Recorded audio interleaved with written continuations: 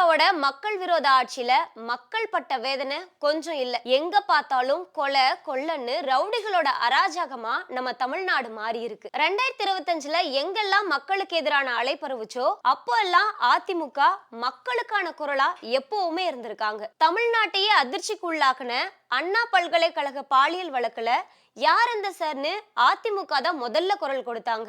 பாதிக்கப்பட்ட பெண்ணுக்காக ஆளும் அரசான திமுக கிட்ட தன்னோட கடுமையான எதிர்ப்பையும் வெளிப்படுத்தி இருந்தாங்க. அதே மாதிரி கோவை மாணவி பாலியல் வன்கொடுமை செய்யப்பட்ட போதும் கூட காவல்துறையோட விசாரணை முறையையும் குற்றவாளிகள் சுட்டுக் கொன்றதையும் அதை கண்டிச்சு கேள்வி எழுப்பி தொடர்ந்து அரசுக்கு அழுத்தம் கொடுத்து நீதி கிடைக்க வலியுறுத்தி அரசு விளக்கம் அளிக்கணும் அப்படின்னு கோரிக்கை வச்சதும் எடப்பாடியார் அவர்கள் தான். திமுக அரசு 4.5 வருஷமா லேப்டாப் கொடுக்காம இப்போ தேர்தல் வரப்போற கடைசி வருஷத்துல கல்லூரி மாணவர்களுக்கு மட்டும் வழங்குறதுக்கான காரணம் என்ன? ஏன் அரசு பள்ளி மாணவர்களுக்கு லேப்டாப் கொடுக்கறது இல்ல? இப்போ தேர்தல் வரப்போதுன்னு தெரிஞ்சதும் ஒரு நாடகத்தை அரங்கேற்றி தயாராகி விட்டதுன்னு தன்னோட கடுமையான விமர்சனங்களையும் எதிர்ப்புகளையும் தெரிவிச்சிருக்காங்க அதிமுக. தஞ்சாவூர்ல நெல் கொள்முதல் பணிகள் விரைவா நடக்காதனால கொள்முதல் நிலையங்கள்லயும் சாலையோரங்கள்லயும் நெல்லை கொட்டி வச்சு நாள் கணக்குல விவசாயிகள் காத்திருக்கிற நிலை ஏற்பட்டுச்சு. அப்போ பெஞ்ச கனமழையால பல இடங்கள் நனைஞ்சு நெல் முளைச்சு வீணாச்சு. விவசாயிகளோட துயர துடைக்க எல்லா நடவடிக்கைகளும் எடுக்க வலியுறுத்தி